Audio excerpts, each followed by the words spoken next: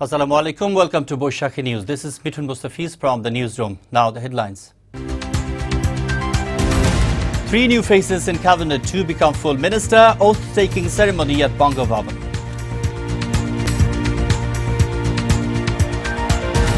Bangladesh on right track of development, says Prime Minister. Country's highest ever road inaugurated in Bandarbans. And Kamrul in Jeddah admits his involvement in Rajan killing. Government works on legal formalities to bring back, says Asaduzzaman Khan Kamal.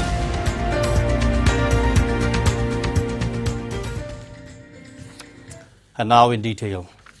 3 new faces will be added to the cabinet as new State Minister Tarana Halim and Nuruzzaman Ahmed are to be sworn in. Nurul Islam BSc will become a full minister. On the other hand, 2 State Ministers would be promoted full ministers. Asaduzzaman Khan Kamal will be promoted to Home Minister, while Dr. Yafez Usman as Science and Technology Minister. The oath will be administered by President Abdul Hamid at the Banga Bhavan.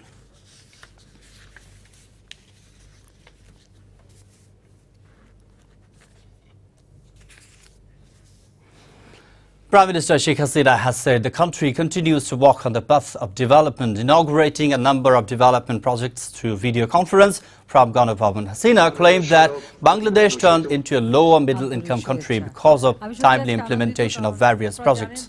The projects include Tantri Ali Kadam Road, 3,500 feet above sea level in Bandarban, Berulia Ashulia Highway, a bridge, and also a 4-lane 16-kilometer highway in Rangpur.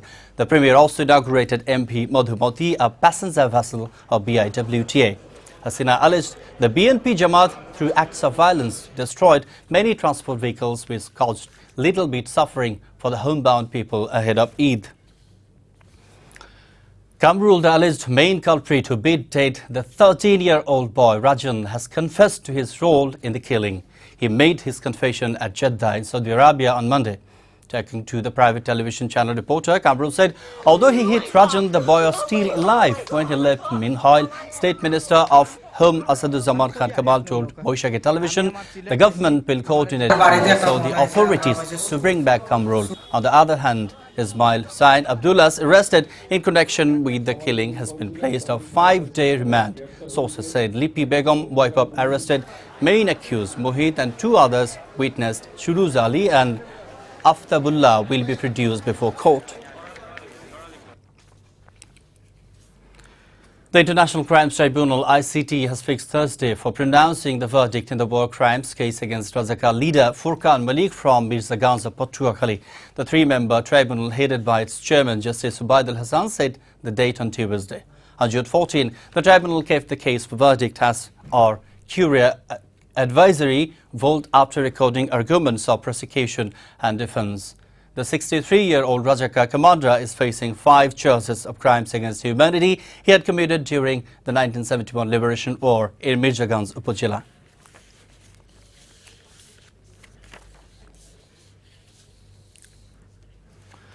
Homebound people continue to leave capital Dhaka to celebrate Eid with their near and dearest ones. Turnout of homebound passengers are significant, while city bus terminals experience lesser presence of passengers. However, a large number of people thronged the lounge terminals on the city to go to native places to celebrate Eid with kith and kin.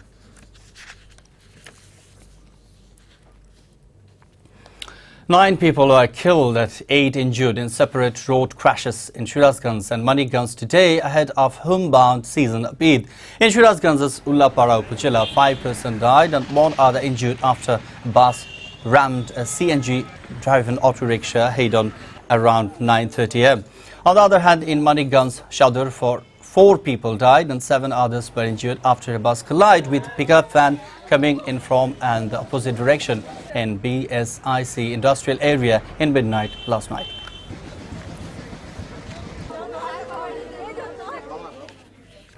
A Chhatra League leader has been hacked to death by unidentified assailants in Rajpari's Gwalanda Upazila. The deceased, identified as Jahangir Hussain, Vice President of Gwalanda Paurashava Unit Chhatra League. Locals said 7 to 8 armed miscreants attacked Jahangir around 10 p.m. last night and hacked him, leaving him critically injured. Jahangir was rushed to Faridpur Medical College Hospital, where on-duty doctors declared him dead. Police detained on regarding this incident.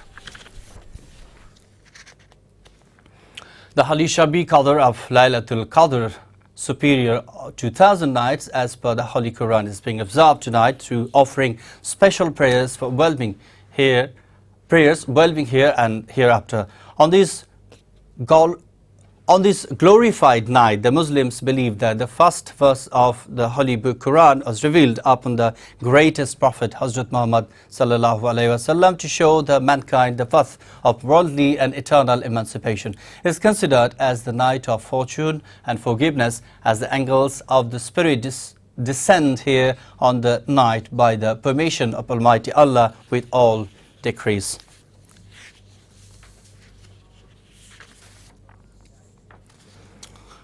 The news from abroad. A deal on limiting Iran's nuclear program in return for the lifting of sanctions has been reached.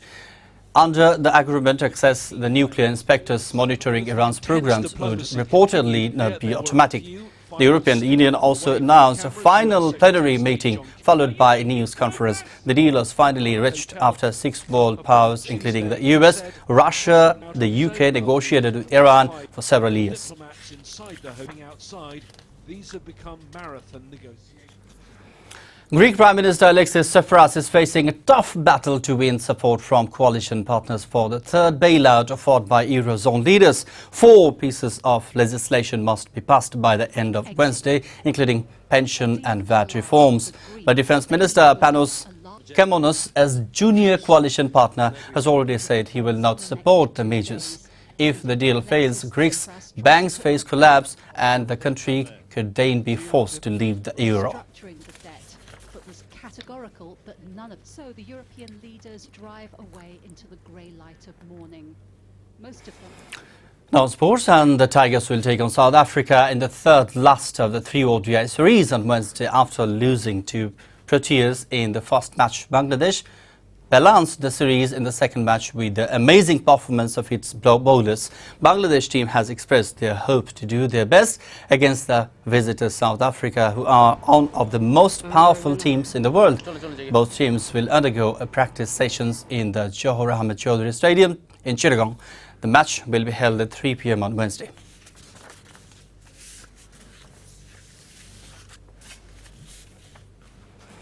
Well, that's all for now, before ending the headlines once again. 3 new faces in cabinet to become full ministers, oath-taking ceremony at Bangla Bhavan.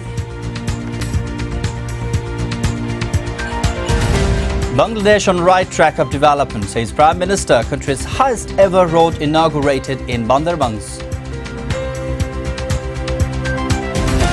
And Cameroon in Jeddah admits his involvement in Rajan killing. Government works on legal formalities to bring back, says Asaduzaman Khan Kamal.